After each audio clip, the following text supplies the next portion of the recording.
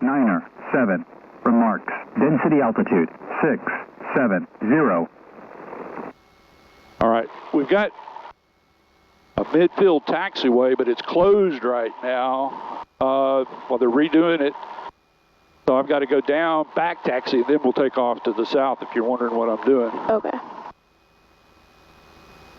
But I'll do the run up down here so we're not on the runway that much.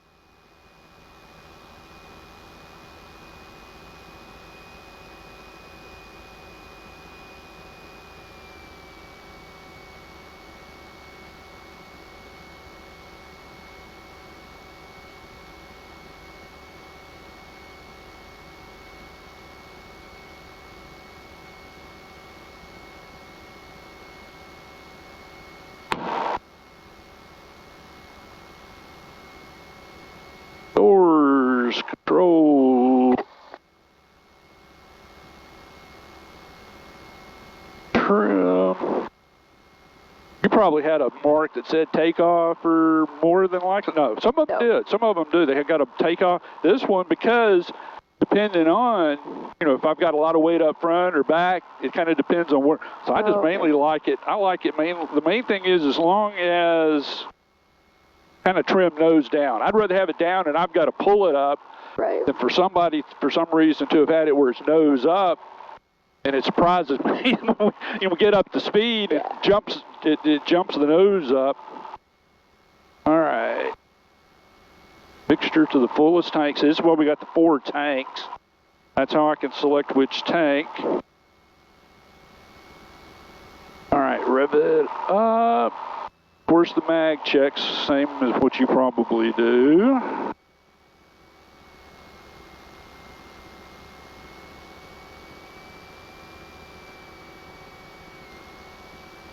We go up to 2,000.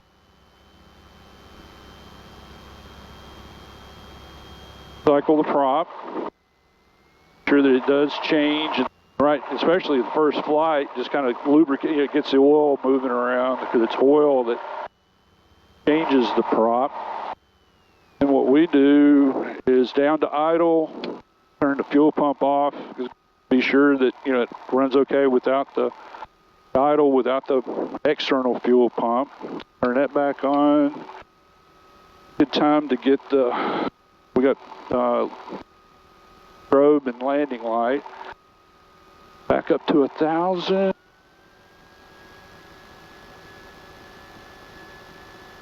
Right. Better.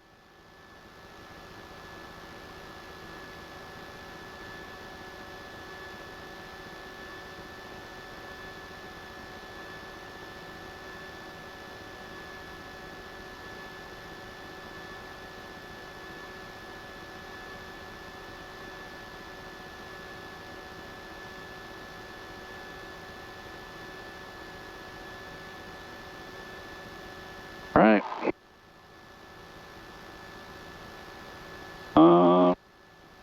Tell you what, we might go ahead and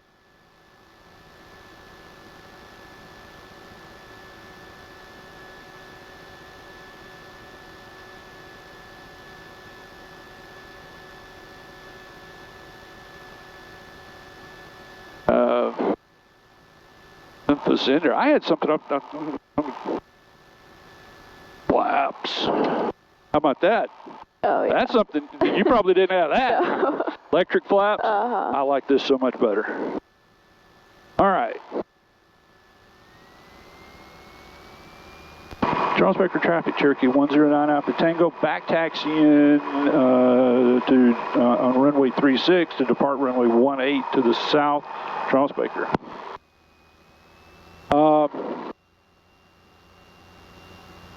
I was flying the other day. I was coming back from Arkansas, and I put in 19.1. I wasn't talking to him, but I thought, I'll just listen, just be sure, what's going on. And I was like between West Memphis and DeWitt, Spain, and I did see on the iPad a plane that must have been doing maybe an practice approach to the south at with Spain, and it was going to work out where it was going to be close. And I was already starting to think, well, because I was heading east, he was heading south, and I thought, well, I'll turn up to the north and kind of get in behind him, and everything will work out. And like I said, I had Memphis approach where I could listen to him, and I heard, November 109 Alpha Tango, are you on the frequency? And I said, yeah. And she said, hey, we got one coming, it looks like you might be close to a conflict with one landing with Spain. And she said, oh, I see that you're already turning north. So they can see you and see your tail number on the radar at Memphis. I didn't think they used to could do that. But they know who you are even if you don't report it in. Right.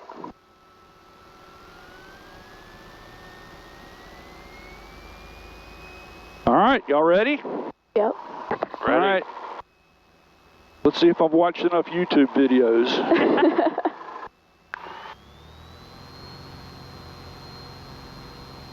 And Charles Ricker traffic, Cherokee 109 Alpha Tango, departing runway 18, be turning out to the east, Charles Becker.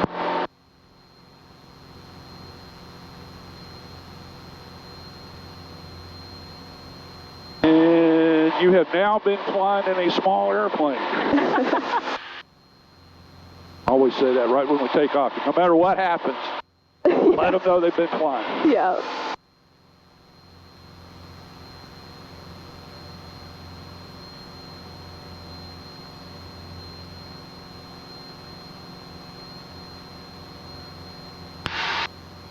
I can see the pyramid and the bridge.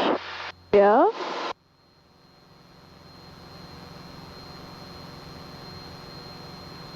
Now, I should have marked it on the map at y'all's house. We ought to be flying pretty close to it when we're... I think that water tower right there is right by our house. Okay. That's right there. That's that water tower near the hospital, near one of those schools? Yeah, okay. Yep. Which, would it be better if I'm on one side or the other? Or? We're on the south side. That's okay, so I just pretty much go right over the tower, go over the water tank, and y'all should be all right, huh? Yep. Yep, we saw you the other day. Well, obviously. Man, y'all ought to see a lot of traffic coming through here. Oh, yeah. Because, like I said, everybody kind of does this. You're trying to stay out of Memphis, trying to stay away from the tower, so I think a lot of people going east or south kind of start doing this.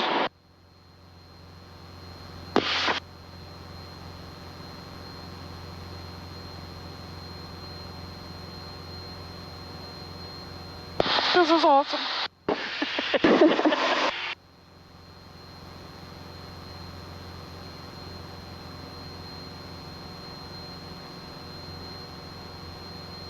And she's texting her friend saying, oh, we're about to fly over the house.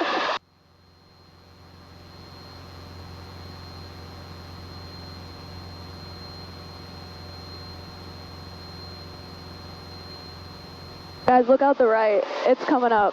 There's a pond or Oh, lake. there's our pond. Yep, that's Yeah. the pond. We're 10 miles southeast, 1,000 south feet, we're going west traffic, set to go 20, departing back to the northwest. About right. Oh, there's Yep. the church. All right. Yeah, see right there, we can see it. There's Janie's backyard. There we are. There's our new pad. There we go. Yep. All right. Blown over your house. Everybody's got to fly over their house.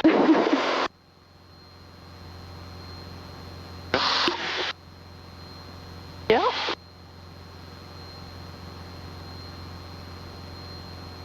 Tim's going to want to get a picture of the tower. Our antenna's only about halfway up that thing. If even halfway. Maybe just a little over a third up. He's talking about your antenna. Yeah, I heard him. Okay, okay.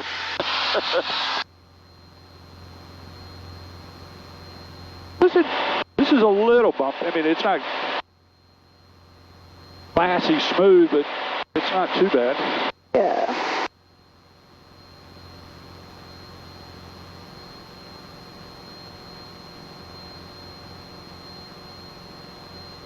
Okay, so where's our tower? That's it right there. I'm teasing. I've got that thing memorized.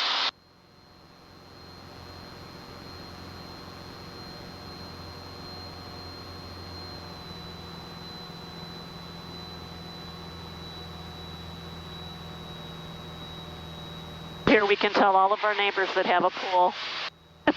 Yeah.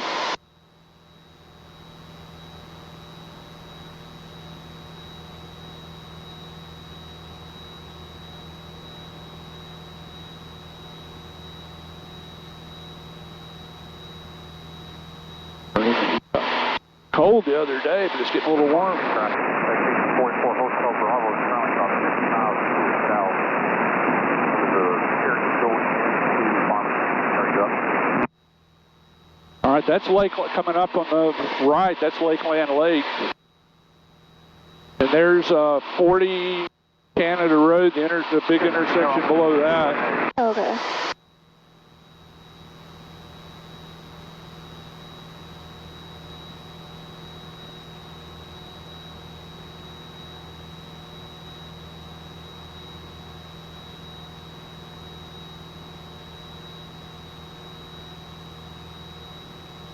I remember when Lakeland used to be an amusement park Oh. back in the 60s. Oh, wow. Somebody's building a new house right out there on that point. How long have y'all lived here? 7 years, just 7. over, yeah. You moved from? Detroit area. That's, Okay. yep.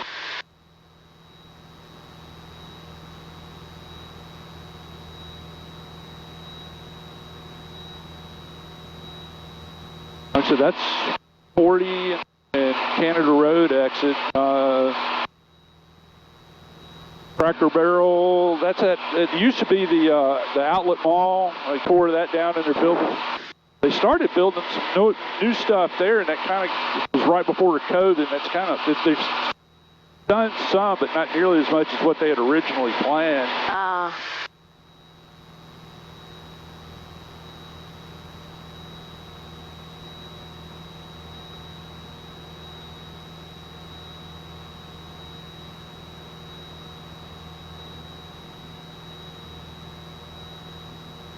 Actually about to fly over my house.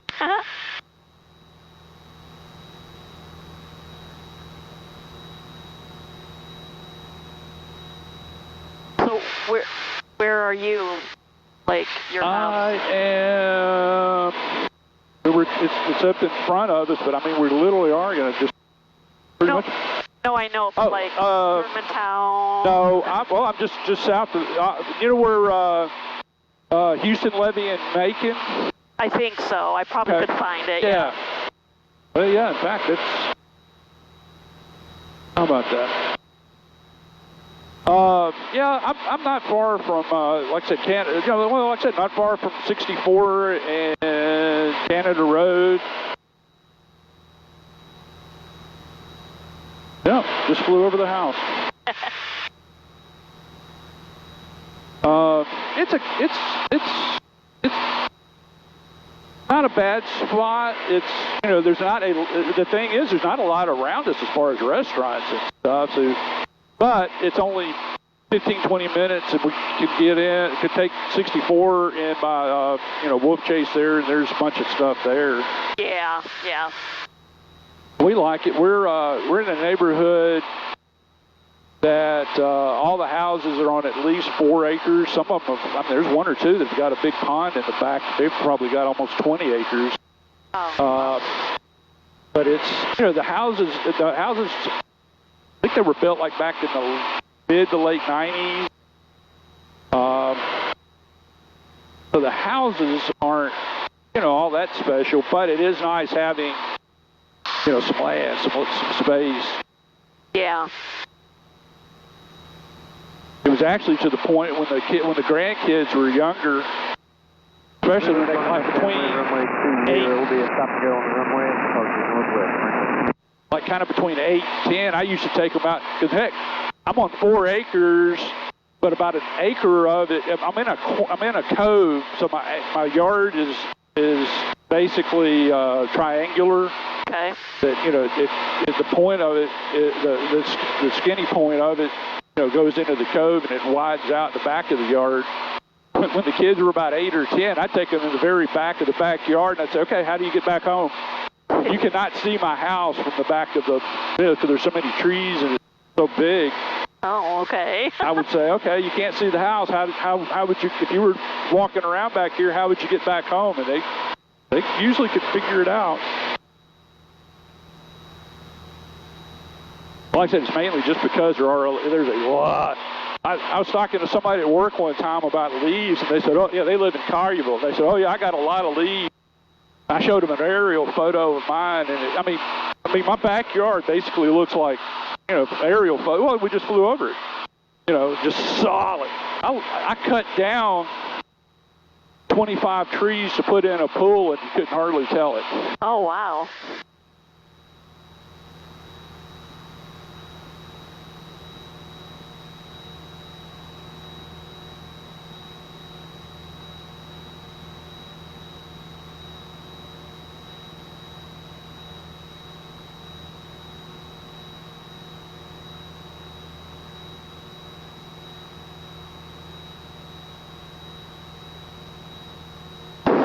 All right, that's in front of us, and to the right is Shelby Farms.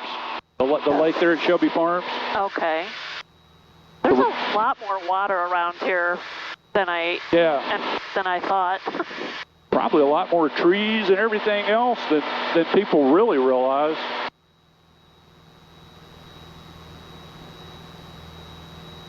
Well, over here in front to the left is Clark Tower to kind of give you a reference. Okay.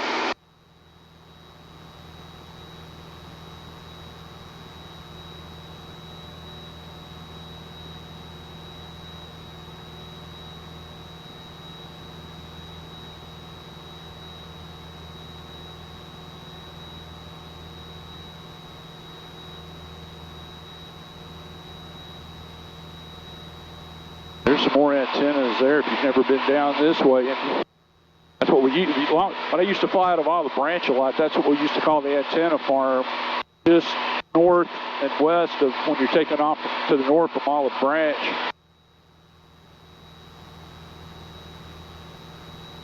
Those are the antennas that you see from the interstate around Summer and 240. Those are the antennas that you see kind of around there. Okay. Antennas will get your attention.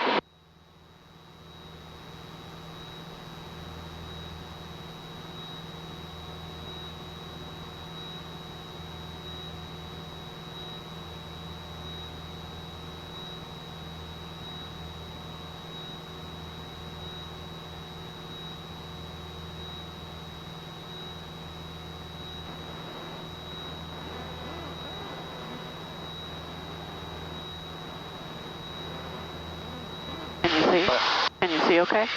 Y'all doing okay back there? Oh, yeah. Oh, yeah. I'm trying not to talk too much because I don't want to, like, oh, that's all right. hog the mic. That's all right. But I am thoroughly enjoying this. Yeah, like I said, I don't mean to be talking too much, but I'm pretty familiar with some of this. I'm just trying to point out. I think pointing out stuff kind of helps people realize where they are and everything, and it gives them a little. In fact, we're coming up in front of us and to the right, the interchange for 40, 240, Sam Cooper, that big overpass there at Summer Avenue. Oh, yeah. That's coming up on us there on y'all's side, or on the right-hand side. Okay, and that's Baptist left of us, right? Yeah. Okay.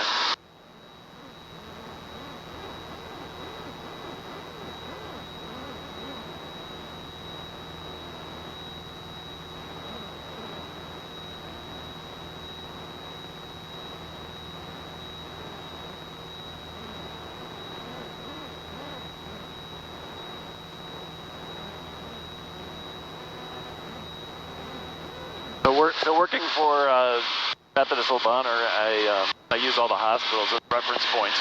Okay, yep.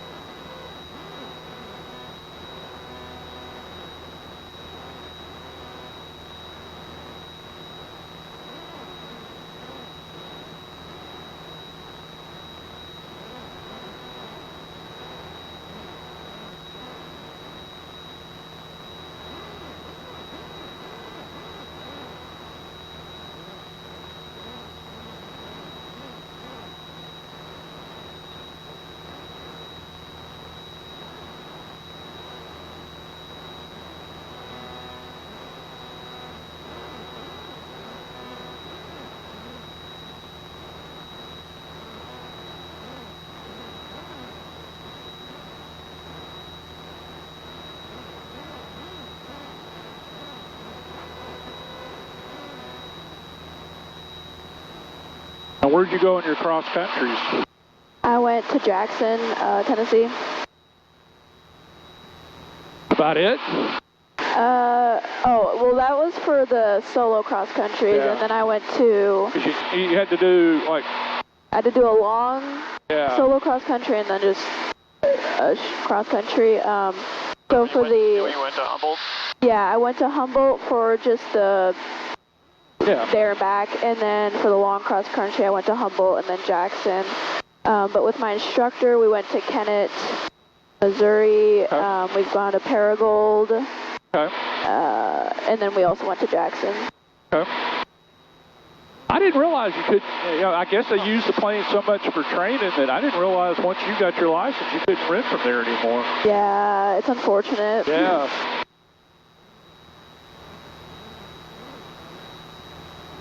Because there used to be that downtown aviation that you could rent from at with Spain, but when they went out of, the owner unfortunately got killed in a plane crash and they went out of business. That kind of shot that. Yeah. You just have to buy one. Yeah. Hopefully someday.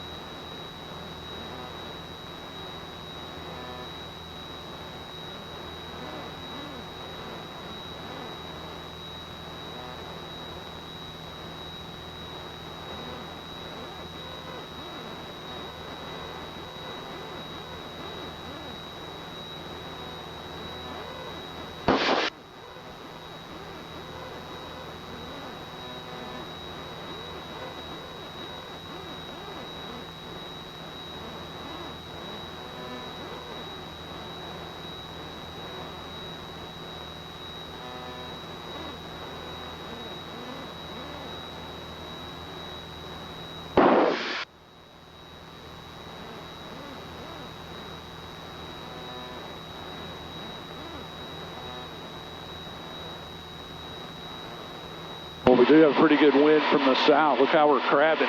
Oh, yeah.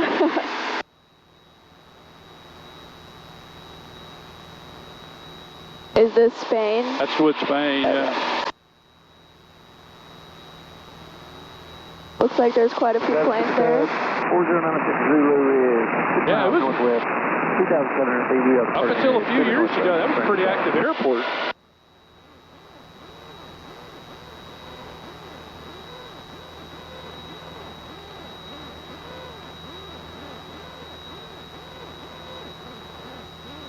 Kind of neat. Got the barge, the pyramid, the bridge. Oh, yeah. Sure. Pyramid, the bridge, the... Sun's not good, but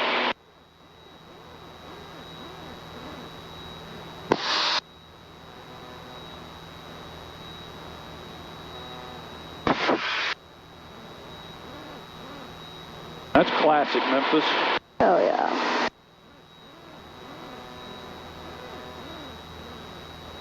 So, Steve, have you lived here like your... Well, no, you went to school in Knoxville. I went to school in Knoxville, but other than that, I've lived here all my life. Oh, okay, okay. There's 5 of us left that lived their whole life here in Memphis. The rest of y'all came here from somewhere else. Mostly for FedEx or international paper. Yeah. Well, I came for St. Jude. That's, Oh, there you go. That's why I came. Yeah. Believe it or not, I haven't done a whole lot of angel flights for St. Jude. I've done more for Le Bonheur than I have for St. Jude. Most of them have been for that MD Anderson down in Houston, or there's a near Noonan, Georgia, which is just past Talladega, between Talladega and Atlanta.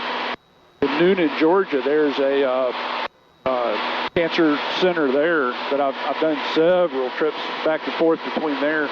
There's actually 2 ladies here in Memphis that have to go to that one in Georgia. Both of them have to go every 3 weeks, and they've been doing it for like 6 years. Oh, my goodness. while, they were on the same schedule so that, you know, they could both go down together and come back together, and then one of them kind of got off sequence, and they can't get back for some reason because of when they need to do their treatments. You know, so it's kind of hard for people here. That's a lot of flights. Yeah, it is. Every 3 weeks, that's more than, you know, that's more than 12 times a year. Down and back.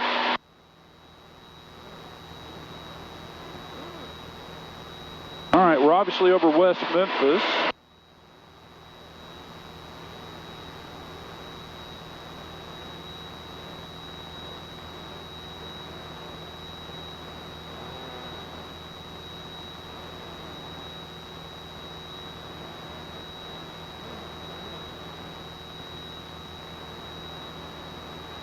I don't know a whole lot about West Memphis. It doesn't seem to be real big. It's grown some, but yeah, it's more kind of the industrial, a little bit even more of a lot of the trucking over here, the truck stops. 40 Whiskey is downwind for runway 22 Fairfield.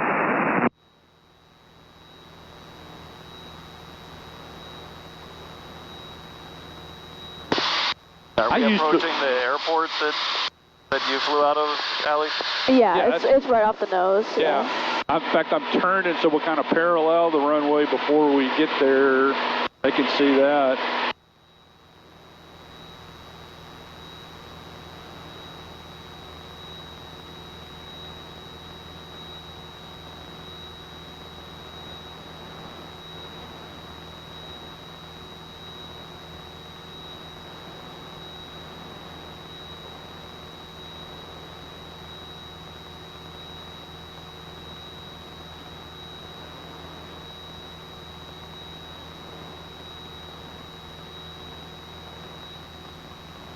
Is this just ADS-B? It's in and out. It is both? It's in and out, but we've done some electronic work, and we don't get the traffic. Oh, okay. There's some, I can get it on my iPad, but we can't get it there. But it's an ongoing thing. We fix one thing in the electronics, and it messes up something else. Oh, okay. I think that's the airport that she flew out of. Yeah, that's West Memphis. Okay. Yep. Cherokee 9540 Whiskey will turn final for runway 22 Fairfield.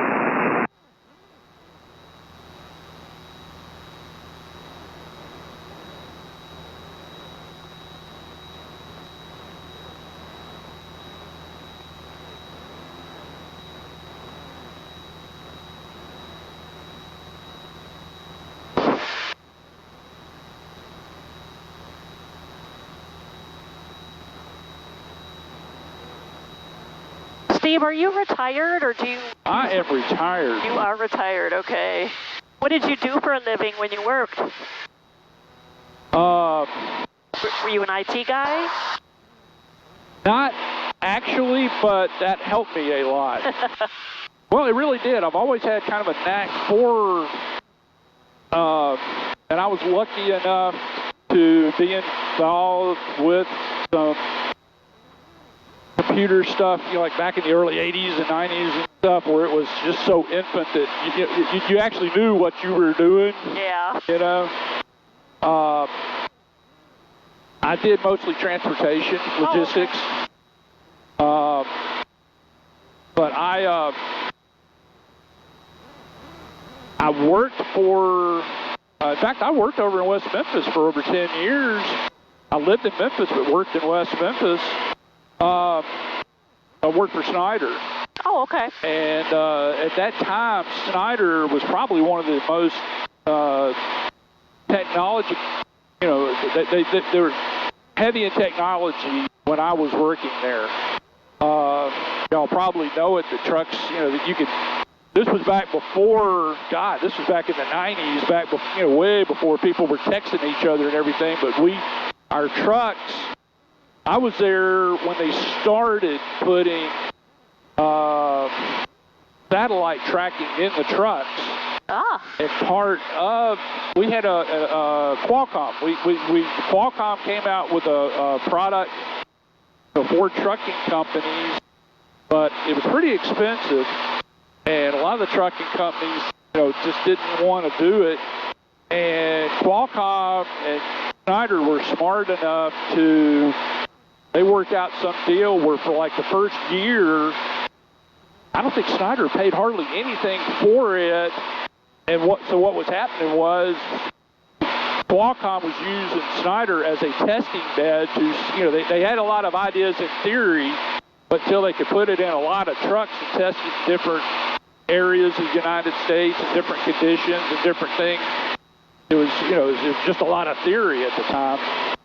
And Schneider didn't really want to pay the cost for it, and but we did that for 1 year and did realize that it worked out, and then so that Qualcomm could go to other companies and say, hey, look, it works across. At that time, Schneider was one of the largest fleets of trucks in the United States, so that was a good selling point for Qualcomm to sell that they could support the background stuff going on for the tracking, and part of that was very short messages back and forth between the trucks and the office. Cool. So that, and heck, James would remember my dad at home. He was an executive at one of the big asphalt paving companies in Memphis, and he was an executive, at the end. But he started out as just a civil engineer, so he was pretty good about practical type stuff, and he was on top of using computers for different things. We had an IBM PC computer. I mean, it was the old PC that had 2 floppy drives. It didn't even have a hard drive. Yeah. 2 floppy, but he got the fancy one. He got the color screen. Had 4 colors: black, white, kind of a red, and kind of a bluish green. That was the 4-color screen. Yeah. Yes, I remember those days. I wish I still had it. He had a floppy drive. He had Lotus 1, 2, 3 on a floppy drive, and I helped him. And then I went to Briarcrest. I graduated from high school at Briarcrest, and we were one of the first high schools that had a computer in the high school. And we learned DOS. I don't think we did any spreadsheet stuff, but we did DOS.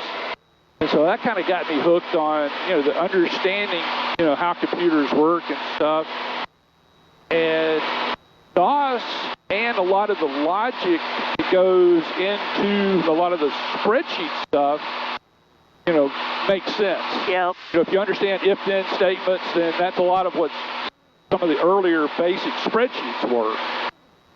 And I helped Dad. We had, at home, he had the computer, so I helped him with some of that. And so between those 2 things and working at Schneider, that, I didn't do a whole lot of stuff for them, but I understood how on a big scale technology could help trucking. And because I understood the basics of computer stuff, I could go to programmers and say, hey, look, we need this so that we could, the next company after Schneider, one of the next companies that I worked for was doing a lot of manual stuff, but they did have a computer, but they were inputting a lot of information about the load into the computer, but not using it really for tracking or anything. It was basically just for invoicing. Gotcha. Okay, and so they would put in information when they were given the load, and then they would put in some information when the load delivered and print out an invoice, and that was all they did. And I went to them and I said, well, hey, y'all do realize that if we could put in like a pickup date, then we could have a list of loads that are picked up but haven't delivered. I said, well, heck, we could even, a list of loads that are pending pickup, a list of loads that are picked up but not delivered, that type thing. Yeah. all we had to do was add a couple of different data fields and, you know, print out some, if nothing else, just, you know, we started out just printing out lists. Because we were literally keeping track of everything on index cards. Oh, wow. And it was crazy. And so in fact, they were dumb enough to make me in charge, I say index cards, it was what they call T cards. But they were printed out in a special form where where the dispatchers could fill in some blanks on the cards and, you know, do stuff with them. Well, they put me in charge of ordering replacement cards. Well, I was working with the programmer they had an in-house program that was doing that invoicing and stuff. And I went to him and I said, man, can't we do this, this, and this? We could do better stuff for the dispatchers. And he said, yeah, that's no big deal. And so I was doing that kind of behind the scenes, running parallel to us doing it on the paper stuff. And there was one time when we were, you know, we needed to reorder some cards, and I went to the owner of the company, and he said, hey, you know, somebody asked for some cards, and I went back there in the supply room, and there's not any. And I said, yeah, I hadn't ordered any more. We don't need them anymore. He said, what the hell are you talking about? And I said, no, we can do it on the computer. Because I told him about that you know, a couple of months before, and he said, oh, that won't work. You know, we got to use the cards. And I told him one day, I said, we don't have the cards. I said, if you want to write it out on a piece of paper, you can do that, but we don't have to have the cards. And that helped a lot. There's Tunica over there. That big one's Gold Strike. We're gonna come closer to that coming back up. Okay. But the last thing that I did was work, because I did that and then I worked at another company that used that same program. They used the older version of that same program that didn't have the tracking and stuff in it. And there was somebody that started up a business using that software, but they didn't. They'd used the older version before with another company that they had, and they liked the fact that you could do the tracking and stuff. And they literally hired me to train people how best to do it so that you could do the tracking and everything. And that was the last place that I retired from. But the main thing, we were a company, we didn't have any of our own trucks or anything. We were a little bit, you know, we were more than a broker. What we would do is go to a company, do an analysis of how they were doing their transportation, and you know, make a proposal of how we could do it better, and then we would, you know, get usually a 5-year exclusive contract where, using our recommendations, we would do their transportation. We would. It was usually companies that, well, in fact, what used to be my favorite thing of a good example, I was one of 6 people in the United States for 5 years that did all the transportation for Ghirardelli chocolate. Oh, okay. I got a stepdaughter of mine that's living with us for a while. She's moving, and her lease was up, and she's doing some different stuff. So for a couple of months, she used to live in New York, and her lease was up. She's moving somewhere else, but wanted to come down here and stay with us for a while during the holidays, and then move where she was going to move next. And she bought some chocolate She bought some lit chocolate the other day. I said, you know that I used to do that? She said, oh yeah, we got so sick of Ghirardelli chocolate, you know, while you were doing that. I used to they would send us, you know, some stuff that was maybe about to go out of date or something like that. They would just send it down to the office as a perk of us doing their stuff. But I was one of about 6 people that handled all of Ghirardelli in the United States. Yeah, that was pretty neat. All right, I wish I knew where the hell we were. Like I said, we're south of Tunica. We're coming up on the window. I just bring traffic. Cessna 6512 Hotel is... But until you get up here, you don't really realize how wide the river is. Doing a search on yeah. only 1/8. Should be entering on right and downwind. How's the traffic? It is down. Look at that, like the front of us to the right there. That big old... I mean, a lot of that's probably underwater when the river's up.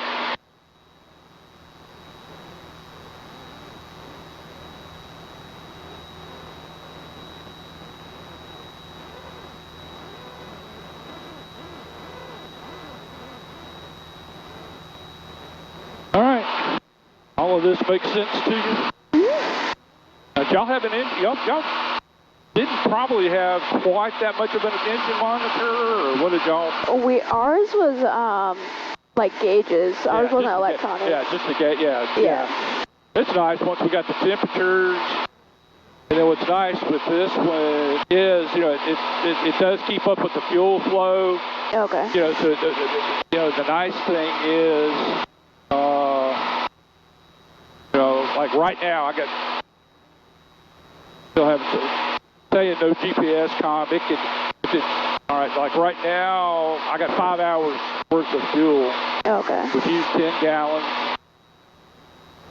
It's pretty neat, you know, to know exactly how much fuel time-wise it's got rather than, you know, this, our gauges used to be down here, and it was more of the gauges, but especially like this, it would just flop around, you know.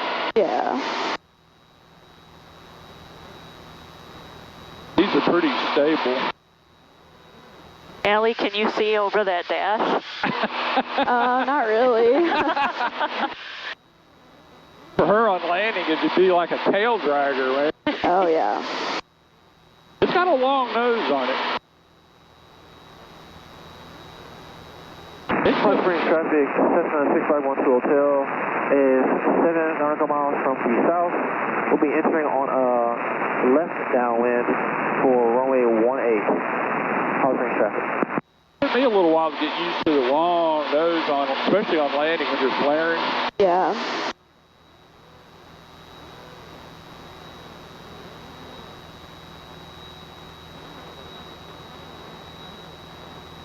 Did I miss the wind turbines? They're coming up. Oh, okay. Coming up. Oh, you won't miss them.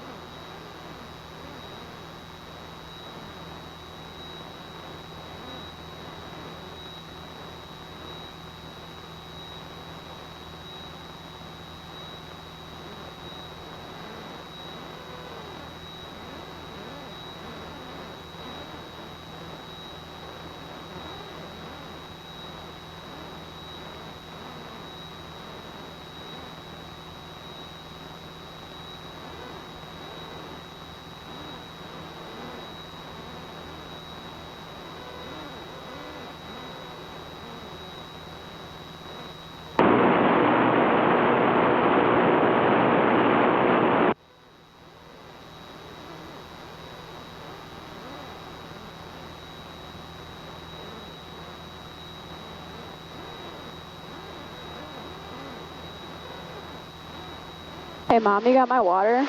Yeah, do you need it? Yeah.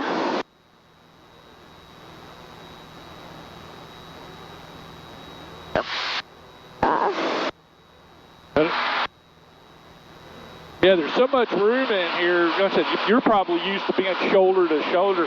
My grandson, he sits up here and he'll get bored. He'll get up and walk to the back. It's like, oh, you son of a gun, you know? I was going to ask Allie if she wanted to swap seats. I'm pretty certain she could make the trip. I wouldn't. Yeah. Oh, he'll get up. I mean, he's got to hunch over, but he'll get. He's Gramps. I'm getting tired. He'll go back there. I got a neat picture of him laying down in the back, sound asleep. Oh.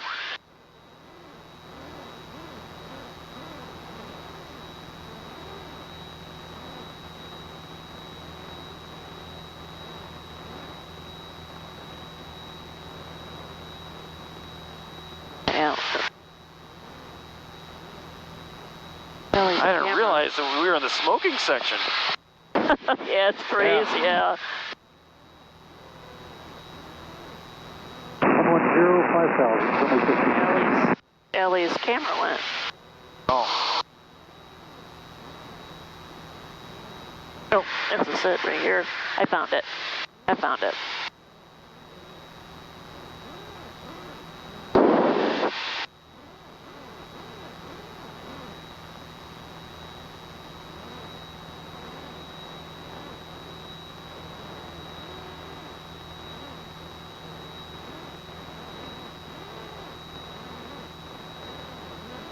There's only 2 pictures left, I think.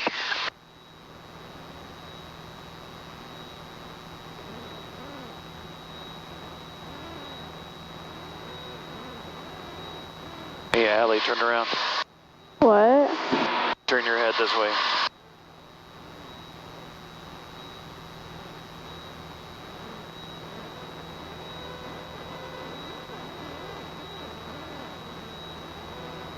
Oh no, there's more than that. Okay.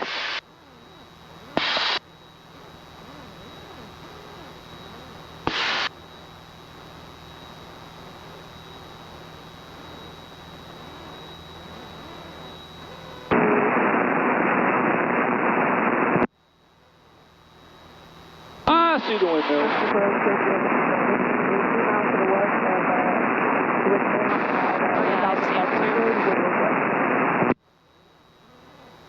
See him off to the left.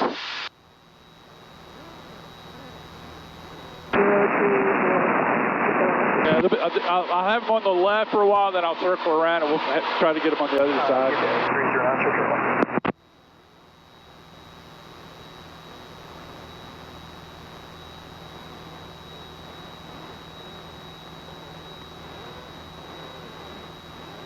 Yeah. Oh, yeah. That's awesome.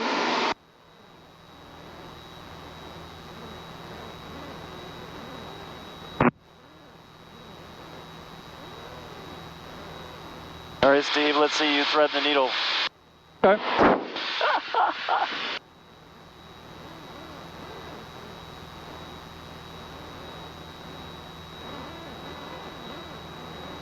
Hold my beer.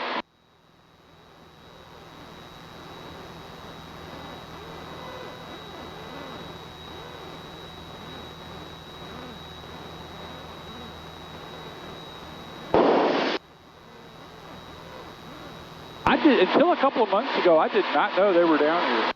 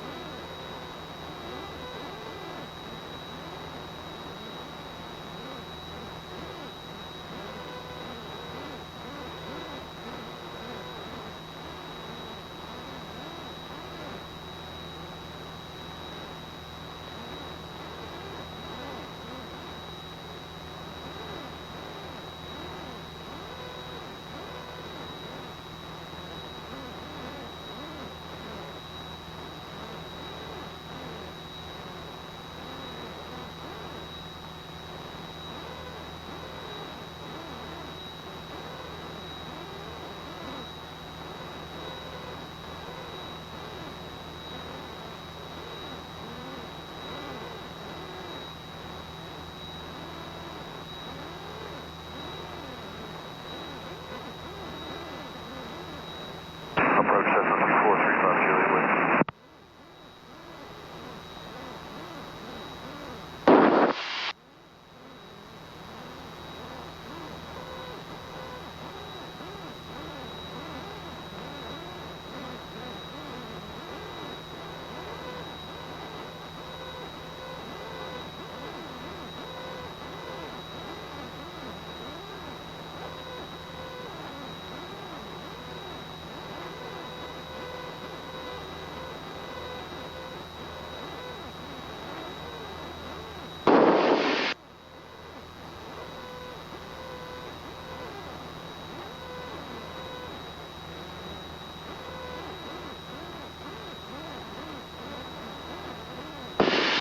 There they all are. What altitude are we flying at? 1500.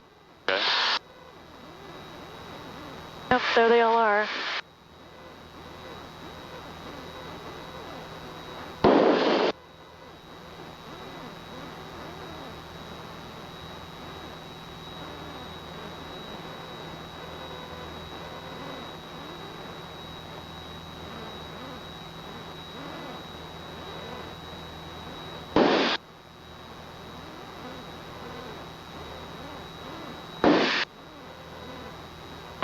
Left, down to 3,000. We have the fuel inside whenever it helps for 48 or 7.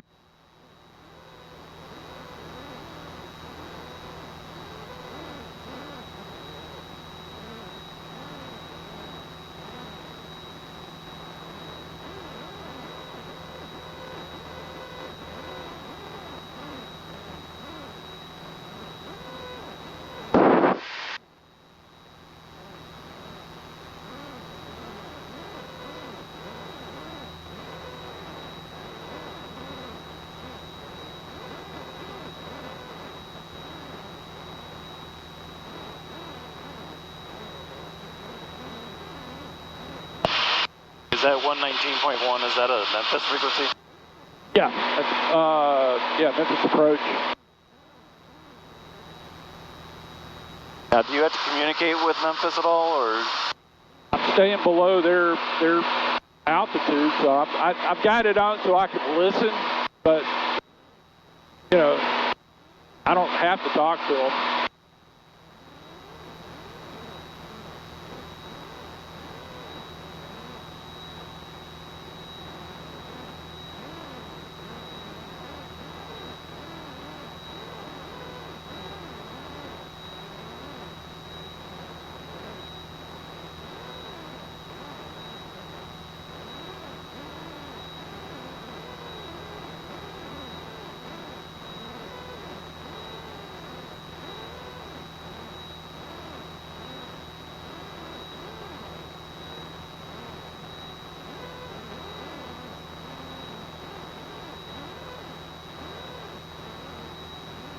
Want to fly for a walk?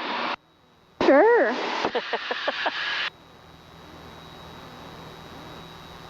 Turn off the pilot here. Here we go. It's yours.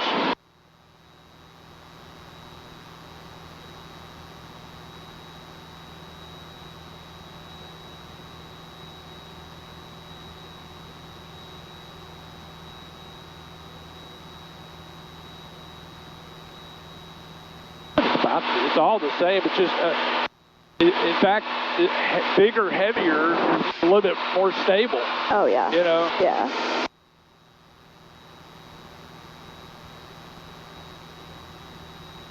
A little different on takeoff and landing, but after that, it's a lot easier to, it's actually easier to fly.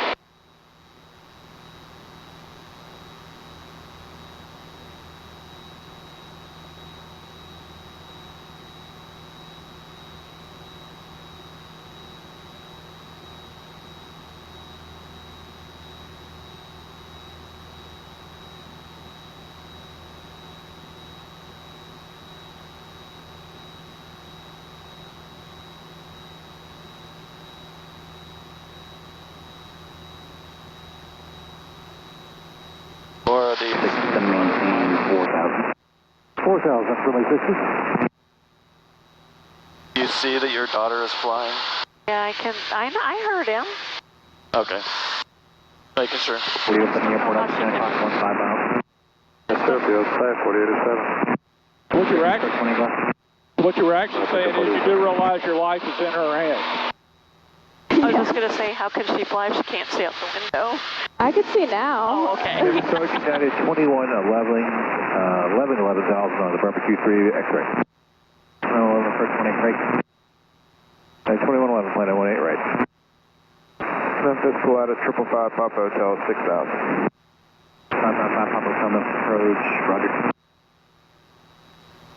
Are you flying with one hand? Yeah, you usually Yeah. do. Yeah, because you use the other one for the Yeah. control. 766, Cambridge, approach 18 right. Oh wait, who's piloting command now?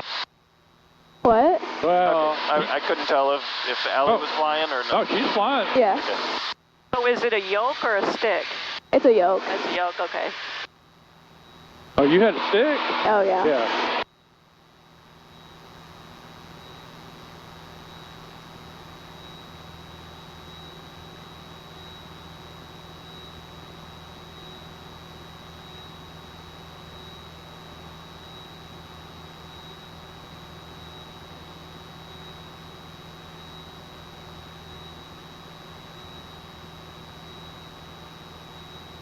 Memphis 5 Papa Hotel, we do have West Memphis inside.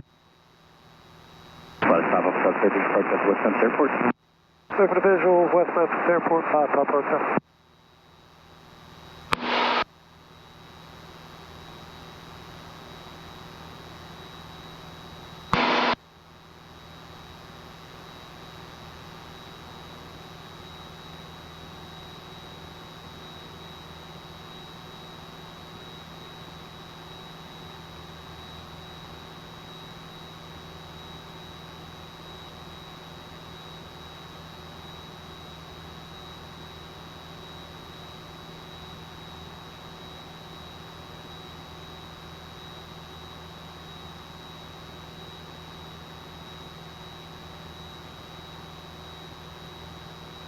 I've mainly got that in there. As long as we stay on this side, I kind of got this a little bit closer so we could see down Tunica a little bit more. Okay. I just don't want to go to the right.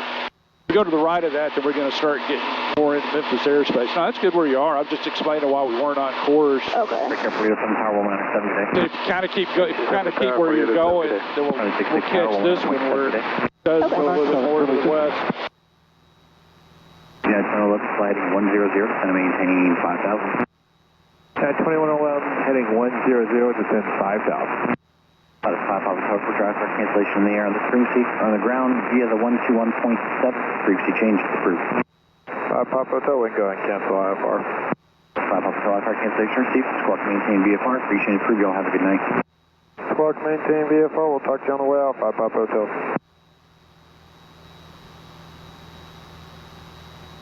No, my grandson, he hadn't flown in a while, but when he was flying quite a bit with me, he would, I'd let him, fly it after I took off.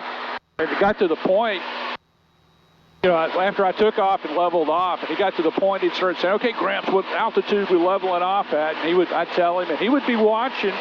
Yeah. And then at one of the last times, I leveled off, I let him have it, he started going way off to the right.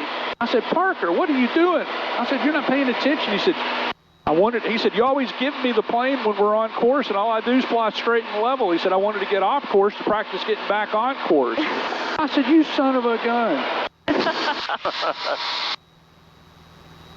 Gramps, you always give it to me when it's all I got to do is fly straight and level. That's no fun.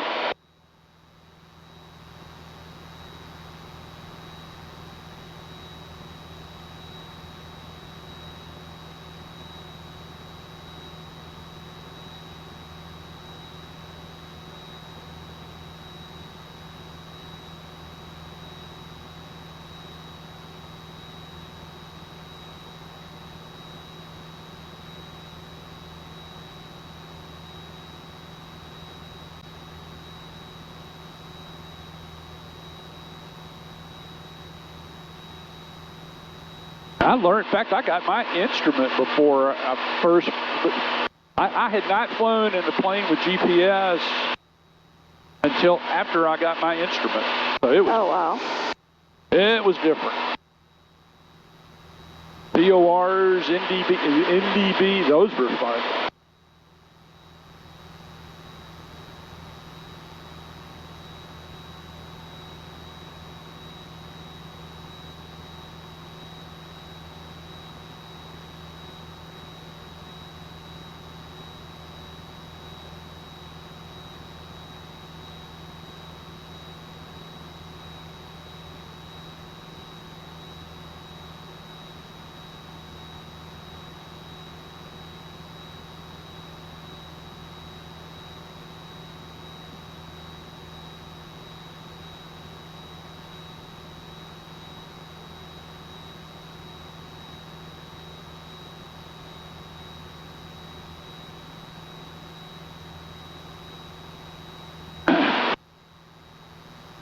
Everybody asked me if I've ever done anything that scared me before, and I said the ones, been a couple of times, but the one story that I normally give, it was one time. In fact, I was in a PA-28 that I don't know how I did it. I took there was 4 of us in a 28. We went down to the coast. Not long after I started my first job, and it didn't take them 10 minutes for me to tell them that I was a pilot, of course. Yeah. And they said, oh, well, how long would it take us to go down to the beach? And I said, that one, it was about 3 hours, maybe. I said, we could leave one day after, during the summertime, we could leave one time after work, get down there by dark, be down there Saturday and all day Sunday, and come back Sunday afternoon or late in the afternoon or whatever, and have a good weekend down there. And so we did it. We were coming back Sunday night, right after dark. I was 3,000 feet, right in the middle of Mobile Bay, and all of a sudden I heard the bang in the back of the plane. There's a solar farm over there. Wow. Heard this bang, and hitting that aluminum, something hitting the aluminum, it just makes a hell of a racket. I guess you've done some night flying, right? Yeah. Just a couple hours. So everything, you're real sensitive to anything at night anyway. And over the water at night, I heard that bang, and I thought, oh my God! The only thing I could think of pretty quick was maybe we'd hit a bird in the back or something. And I could still control everything. I thought, well, we should be all right. And there was actually Mobile Airport. We were about to fly over Mobile Airport, and I said, I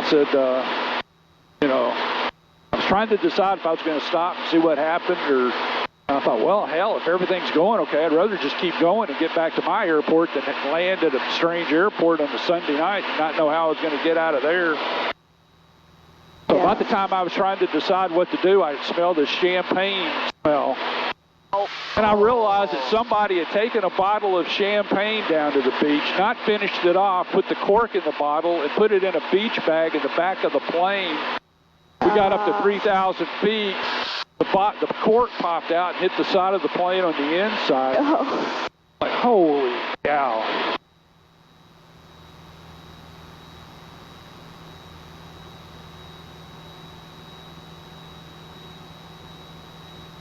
There's Memphis International.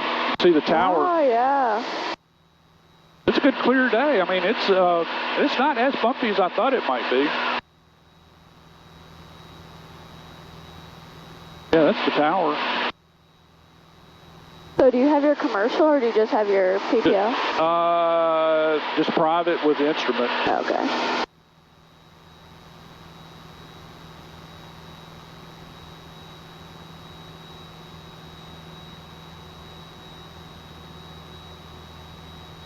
Yeah, there's never really been any point in getting a commercial.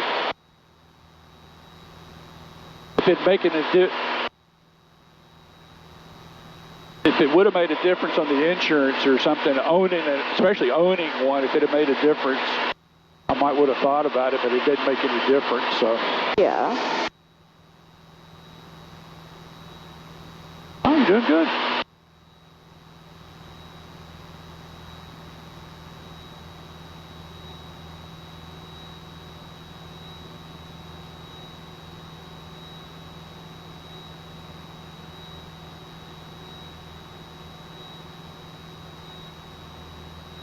Apparently Collierville's, I don't know which other schools, but apparently Collierville's got a really good aviation program in the high school. Yeah, my instructor at Millington, he got a bunch of students when school started up. Yeah. And they're paying for it as well, like the school, and I'm like, dang. Yeah. I didn't know about that, but my grandson, because they're going to school at Collierville, and he's right. The last I heard, that's what he was interested in doing. Yeah. And, my wife said, oh, with you helping him fly, that'll be real easy for him. And I said, yeah, but you got to understand in Collierville, there's probably a lot of students of FedEx pilots that live in Collierville, so that's not that unique anymore. Yeah. But the granddaughter, she's interested in nursing, and apparently they've actually got a nursing program where she can, she goes all the way through the nursing thing that they've got at Collierville. She can graduate and have what she needs to get certified as a nursing assistant. Okay. That's awesome. That's a pretty good deal for high school. Yeah, it is. Yeah. I mean, that's a good start. And that, if nothing else, that obviously gives them a lot of hands-on stuff where they can decide pretty early on if that's what they want to do or not. Yeah.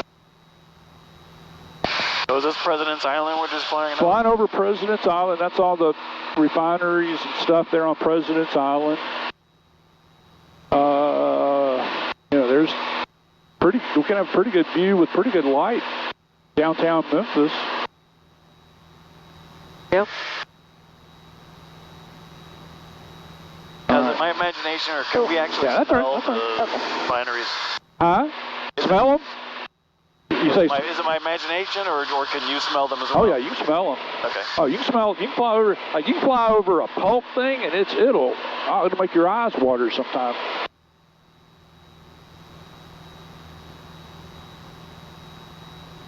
Yeah, there's a pulp mill there near Pickwick, and there's another one over near Pine Bluff, and I've flown over those, and man, it'll almost make your eyes water.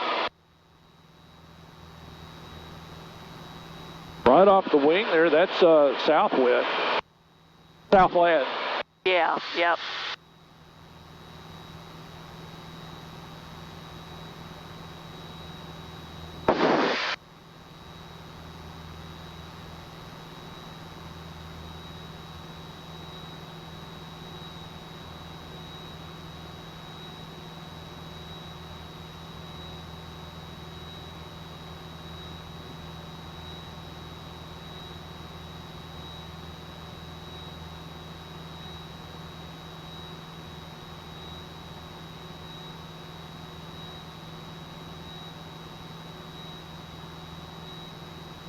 Okay, I can see St. Jude and all the cranes. How many hours do you have? Just under 1,000. If I'd have flown a little bit more this year, it took us a while. That we did our annual this year in July, and it took us over 2 months because we were up, because some of the electronics and stuff, we needed to send them off to do some updates and stuff on them, and it took it a while to get them back. So if we hadn't spent 2 months getting the annual done, I would have gotten 1,000 this year, but I'll get it sometime next year. But it's only taken me 40 years to do it.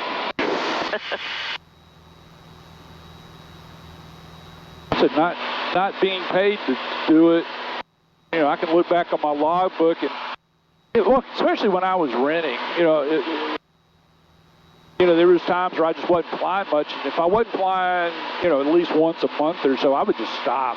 Yeah. Because if you don't, you'll learn that, if you don't do it for a month or more, yes, you can go flying, but you're a lot better if you're flying a couple of times a month at least.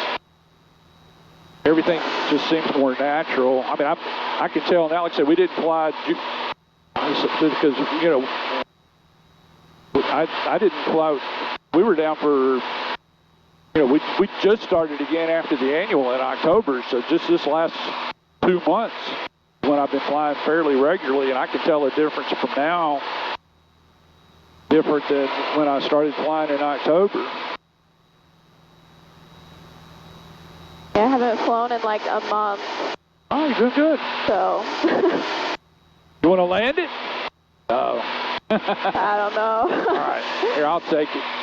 I got it. All right, you got flight control? I got it. All right.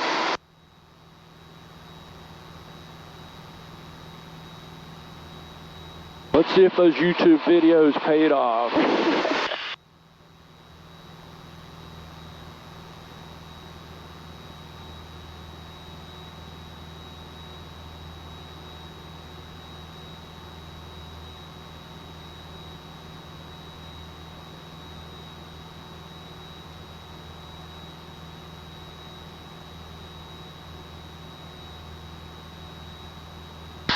Allie, how much time do you have to have before January?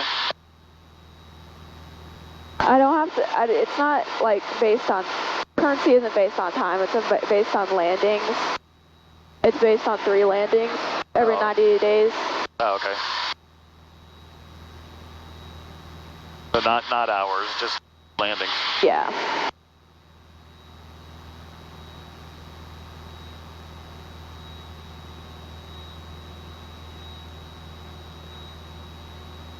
Did you do your training part 61 or 141? 61.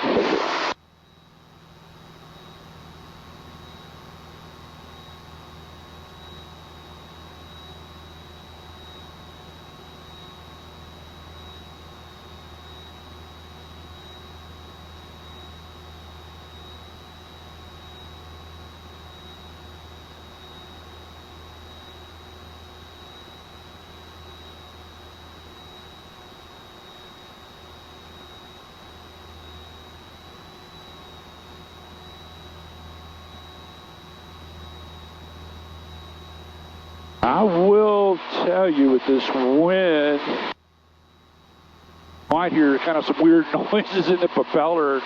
It's, you know, just it's like a motorboat that in the waves or something. It may sound a little different. Okay. I can mainly tell it.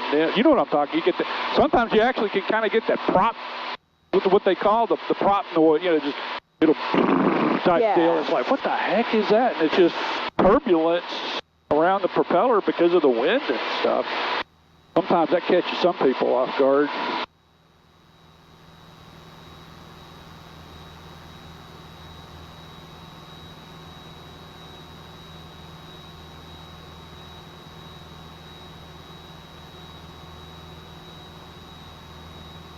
Condition clear.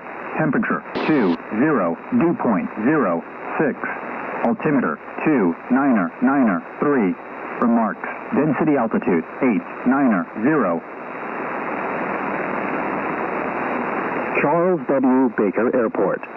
Automated weather observation 1951 Zulu.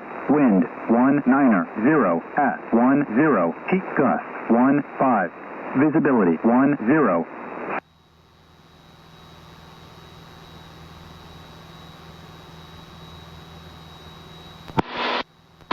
Charles Breaker traffic, Cherokee 109 Alpha Tango, 3 miles to the west, be doing a midfield crossover to enter a left downwind runway 18, Charles Breaker.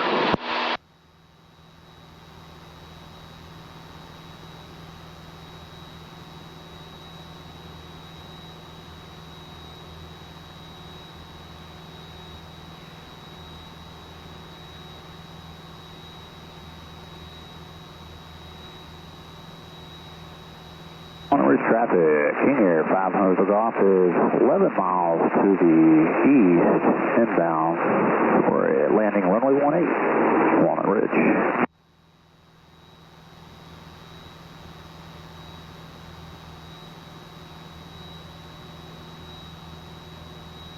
Boy, there's a pretty good wind out of the south.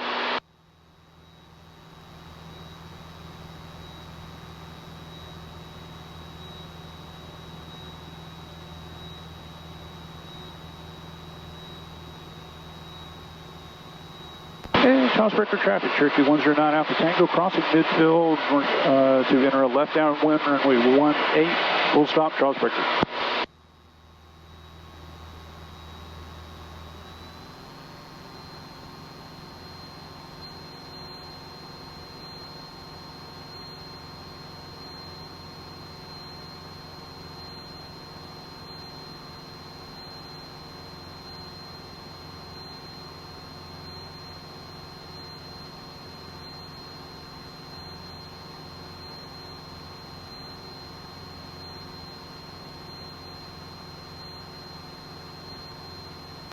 Charles Breaker traffic, Cherokee 109 Alpha Tango, left downwind runway 18, full stop, Charles Breaker.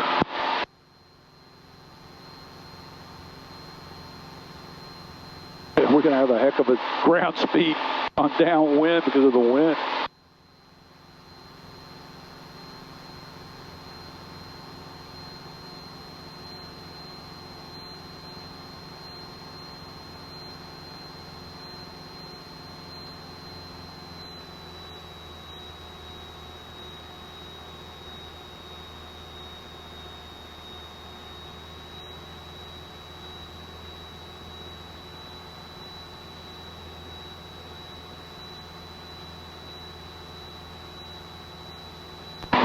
Charles Breaker traffic, Cherokee 109 Alpha Tango, left base, runway 18, full stop, Charles Breaker. Hey, Mom and Jim, you look off to the right, you see, that's Millington right there. Yep. You guys see it? No. Yep, I do. Okay. Pretty much looking right down the runway, yeah. Oh, Yeah. yeah. The 4 red I lights. see it. I see it. I see it. Yep. Pappy.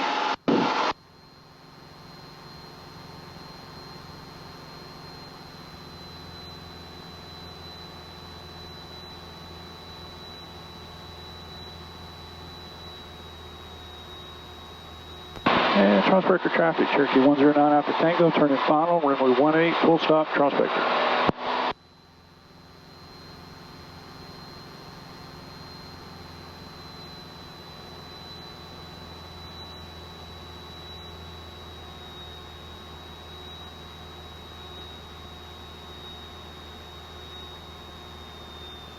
Now, one thing that we've got, it comes from the GPS.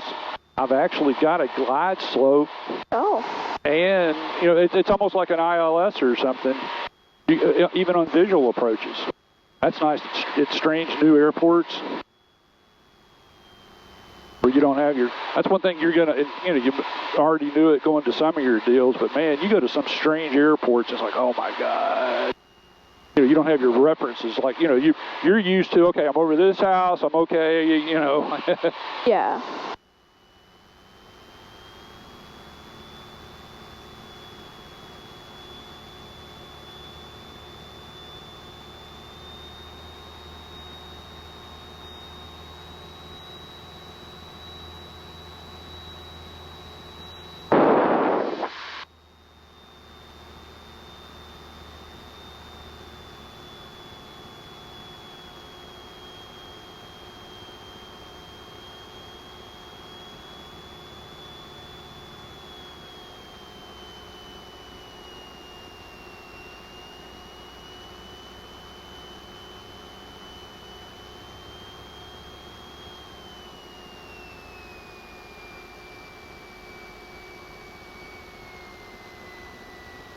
Well, That was really smooth. That was very smooth.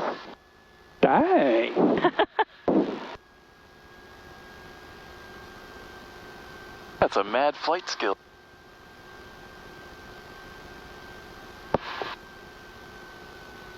It flies better with some weight in the back. Well, it does. It's a little more. That was good. I'm kind of impressed myself.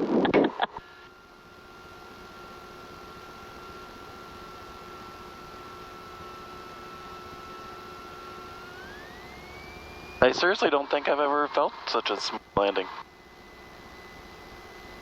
And I got that on the recording too.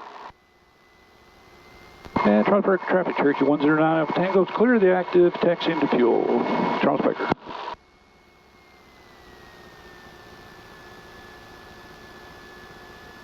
Dang.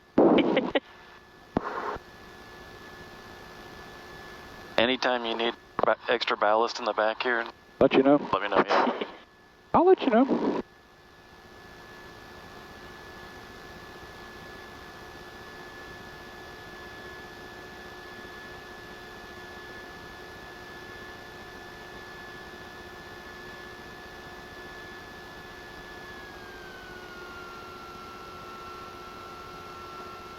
Now, did y'all fuel your own, or Nope, I never fueled it. you never fueled?